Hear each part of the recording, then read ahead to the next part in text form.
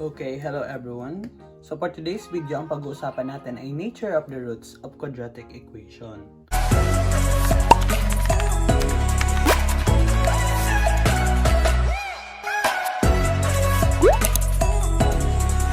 Before we proceed, recall muna natin ang quadratic equation. So quadratic equation can be written as ax squared plus bx plus c equals 0. Let us also recall the quadratic formula. So to find the roots of a quadratic equation using the quadratic formula, we have x equals negative b plus or minus square root of b squared minus 4ac all over 2a. Example, we have x squared plus 4x plus 4 equals 0. So, paano natin hahanapin ang roots niyan? So, to find the roots, let us determine the values of a, b, and c. Then, apply this formula, the quadratic formula. So, ang a natin ay 1, ang b is 4, and c is 4. So, applying this formula, x equals negative ng 4 o negative ng b plus or minus square root ng b squared. Ang b squared ay 4 squared. Ang 4 squared ay 4 squared minus 4 times a times c over 2a.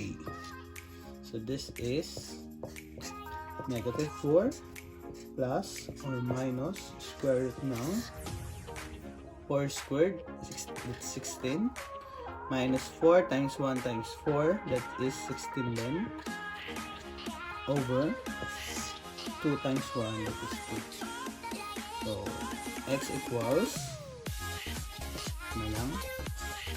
negative 4 plus square root ng 16 minus 16 is 0, over 2. So, x equals negative 4 over 2.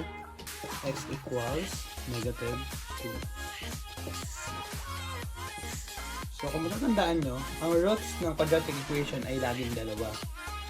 So, since ang value ng ating x ay negative 2 lamang, so, ibig sabihin, ang roots natin dyan ay dalawang negative 2. X equals negative 2 and x equals negative 2. So, in this video, paano natin ma-determine ang natures of the roots of quadratic equation? So, we can determine the nature of the roots of quadratic equation using the discriminants of the roots. So, ano nga ba yung discriminants of the roots? So, kung matatandaan nyo sa quadratic formula, the discriminant of the roots ay yung nasa loob lamang ng radical sign or ng square root. So, that is b squared minus 4ac. So, kung ang masosolve natin na value ng ating discriminant na b squared minus 4ac ay equals to 0, then ang nature of our roots ay real numbers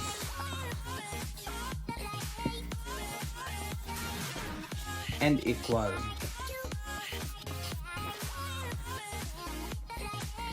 So, yung example kanina, nung na-solve natin, x squared plus 4x plus 4 equals 0. So, ang discriminant na nasolve natin dyan or yung nasa loob ng square root ay 0. So, ibig sabihin, ang nature of the roots niyan ay real numbers. So, yung negative 2 naman is real number and equal. So, since isa lang naman yung nasolve natin na roots dyan, ibig sabihin, yung roots natin dito ay dalawang negative 2. So, since dalawang negative 2 siya, equal siya. So, in this example, x squared plus 4x plus 4 equals 0. Ang nature of roots natin dyan ay real numbers and equal. Okay. Next naman, if the discriminants of the roots is greater than 0, so yung nature of roots natin ay real numbers and unequal.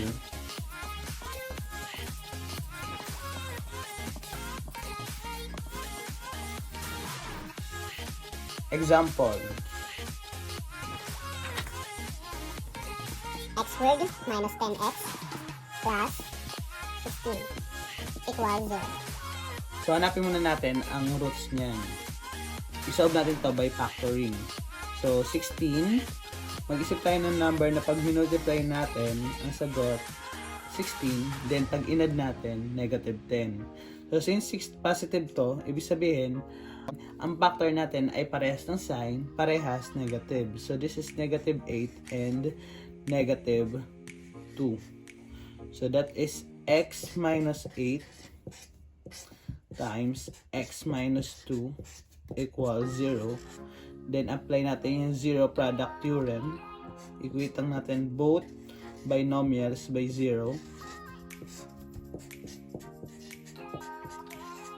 Then, transpose lang. So, x equals 8. Then, x equals 2. So, ibig sabihin, yung x squared minus 10x plus 16 equals 0. Yung roots niyan ay real numbers but unequal. So, hindi sila equal. So, let us try to identify the nature of the roots by using the discriminants of the roots. So, b squared minus 4ac. So, yung b naman dyan ay negative 10. So, negative 10 squared minus 4 times. Yung a natin ay 1. Then, yung c ay 16. So, this is negative 10 squared ay 100 minus 4 times 1 times 16. So, 4 times 1 ay 4 times 16 ay 64. So, 100 minus 64, that is equivalent to 36. So, ang ating discriminant of the roots ay 36.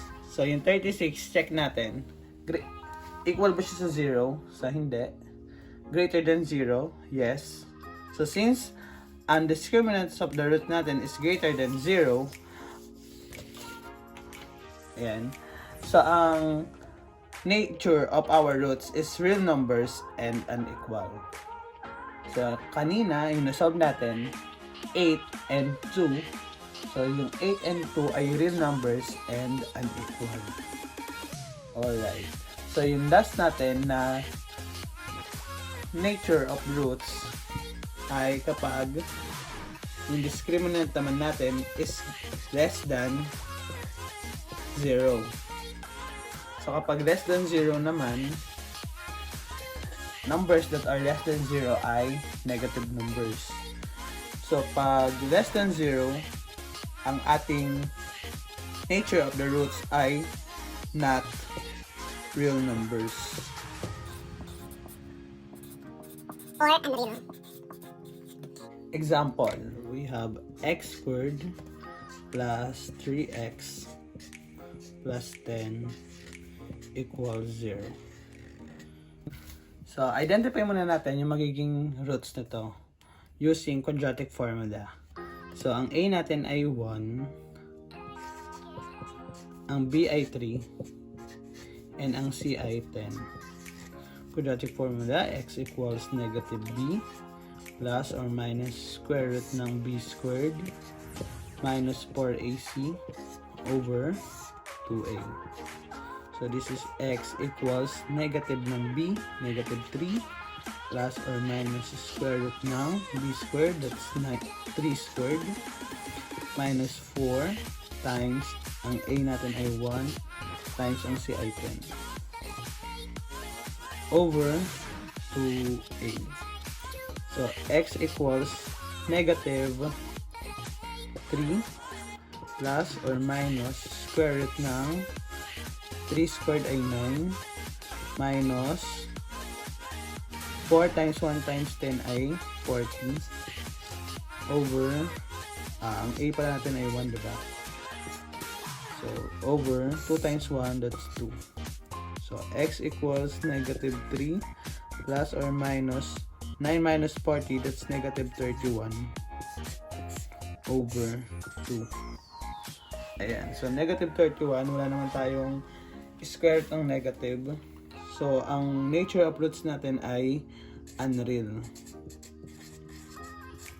Okay. So, since unreal yan, itong b squared minus 4ac natin, ang nasolve natin ay negative 31. Kaya, ang nature of roots natin ay yan, unreal. Okay.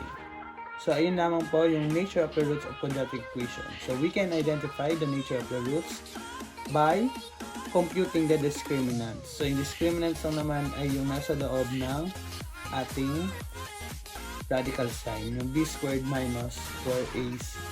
Okay, more example. X squared plus 4x minus 21 equals 0. So, what is the nature of the roots of this quadratic equation? So, discriminant, b squared minus 4ac. So, yung b natin dyan ay 4. 4 squared minus 4 times, ang a natin ay 1. Times negative 21. Okay, so this is 4 squared. 4 times 4, 16. So negative 4 times 1, that's negative 4. Negative 4 times negative 21 ay positive 84. Okay, so 16 plus 84, that is 100. So yung discriminant of the roots natin is greater than 0. So, ibig sabihin, ang nature natin dyan ay real numbers and real and unequal. Okay. Example number 2. We have 9x squared minus 6x plus 1. Okay. So, b squared minus 4ac. So, ang b natin ay negative 6. Negative 6 squared minus 4 times ang a natin ay 9 times ang c natin ay 1.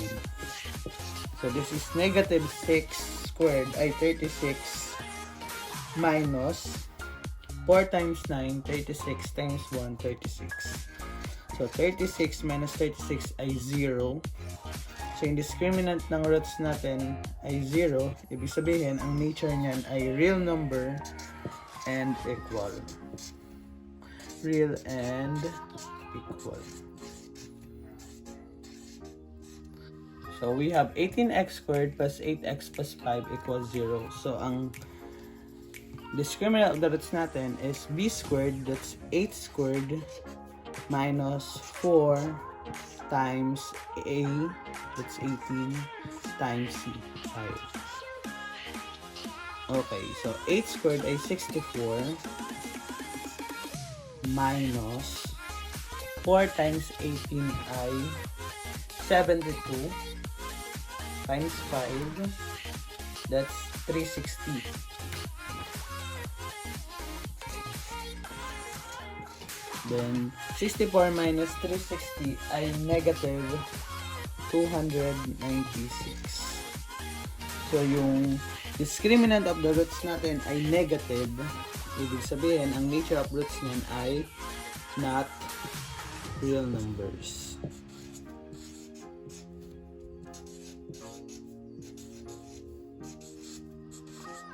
Alright, that's it.